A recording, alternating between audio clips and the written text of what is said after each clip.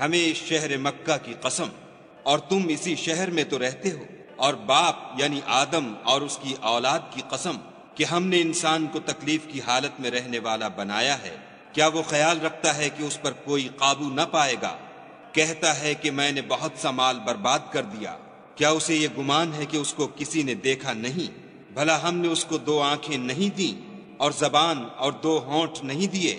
یہ چیزیں بھی دیں، اور اس کو خیر و شر کے دونوں رستے بھی دکھا دیے، مگر وہ گھاٹی پر سے ہو کر نہ گزرا۔